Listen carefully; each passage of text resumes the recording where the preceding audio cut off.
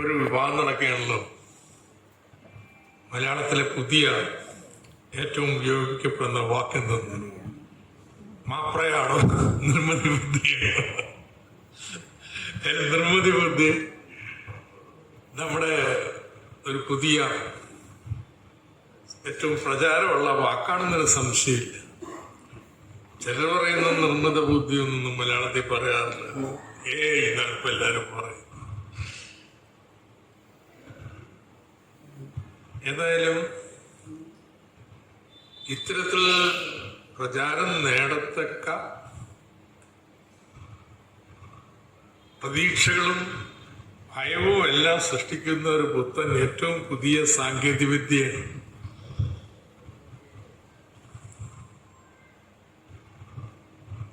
ഇതുപോലെ കുറച്ചു നാൾ മുമ്പ് പ്രചാരത്തിൽ വന്നതാണ് ജനിതക വിദ്യ. ഇങ്ങനെ പലതും നാം ഇതുവരെ യന്ത്രങ്ങൾ എന്ന് പറഞ്ഞാൽ യന്ത്രത്തിന്റെ നിർവചനം തന്നെ മെക്കാനിക്സിന്റെ നിയമം അനുസരിച്ച് പ്രവർത്തിക്കുന്ന ചലിക്കുന്ന ഒരു ഘടകപദം എന്നുള്ള. എന്നാൽ അങ്ങനെ മുൻകൂട്ടി നിശ്ചയിച്ച രീതിയിൽ ചലിക്കുക മാത്രമല്ല, കുറച്ച് കഴിഞ്ഞപ്പോ ഇന്റർനെറ്റ് ഓഫ് തിങ്സ് നമുക്ക് അവിടെ ഇരുന്നല്ലെങ്കിലും ദൂരെ ഇരുന്ന് മുൻകൂട്ടി പ്രോഗ്രാം ചെയ്തതനുസരിച്ച് പ്രവർത്തിപ്പിക്കാൻ പറ്റുന്ന രീതിയിലേക്ക് പോകും. അതും കഴിഞ്ഞ് ചിന്തിക്കുന്ന യന്ത്രം. ഇതെല്ലാം ഉണ്ടാക്കുന്ന മാറ്റം എന്ന് പറഞ്ഞത് നമുക്കിപ്പോ ഊഹിക്കാൻ പറ്റുന്നതല്ല. എന്റെ വക്താക്കൾ പോലും ഭയപ്പെട്ടിരിക്കുകയാണ്. ഇത് വന്നാൽ എന്താ സംഭവിക്കാന്നുള്ളത്.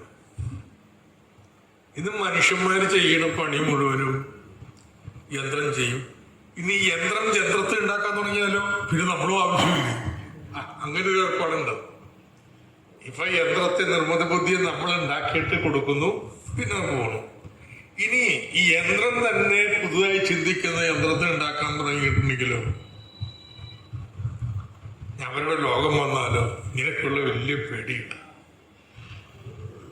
പക്ഷെ ഏറ്റവും വലിയ പേടി ഇത് വ്യാപകമായാൽ തൊഴിൽ പോകുന്നുള്ളത്.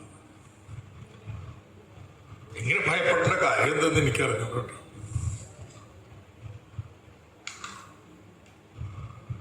എന്തിനാ തൊഴിൽ കൊണ്ട് ഇപ്പൊ ആഴ്ചയിൽ 5 ദിവസം പണിയെടുക്കണം. നിർമ്മിത ബുദ്ധിയൊക്കെ വന്നതിന്റെ അടിസ്ഥാനത്തിൽ ആഴ്ചയിൽ 2 ദിവസം പണിയെടുത്താൽ മതി തീരുമാനിച്ചപ്പോൾ അങ്ങനെയല്ലേ? മനുഷ്യൻ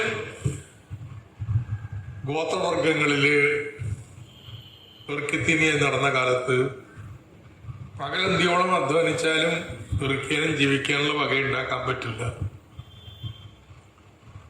പിന്നീടാണ് ശാസ്ത്രം പുരോഗമിച്ചു, പുതിയ സാങ്കേതിക വിദ്യ വന്നു.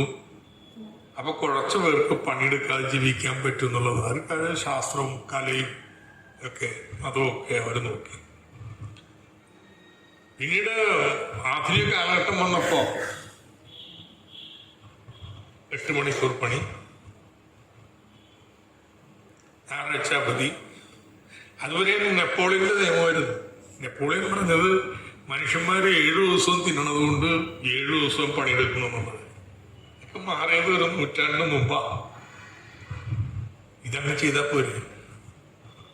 ഇപ്പൊ തന്നെ 5 ദിവസമായി, ഈ 2 ദിവസം. പക്ഷേ അങ്ങനെ ചിന്തിക്കാൻ ഈ വ്യവസ്ഥക്ക് പറ്റത്തില്ല.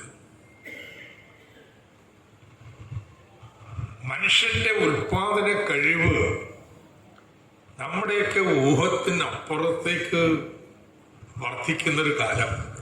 അതിനെ ഉൾക്കൊള്ളാൻ ഇന്നത്തെ ഉൽപാദന വ്യവസ്ഥക്ക് കഴിയത്തില്ല. അതിന്റെ പ്രശ്നങ്ങൾ. അതൊരു വേറെ വിഷയം, ഞാൻ അതിലേക്ക് ഇപ്പൊ കടക്കുന്നില്ല.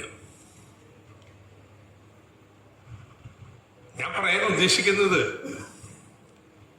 ഈ ശാസ്ത്ര സാങ്കേതിക വിദ്യകളെ സ്വായത്തമാക്കാതെ ഒരു രാജ്യത്തിനും പുരോഗമിക്കാൻ പറ്റില്ല.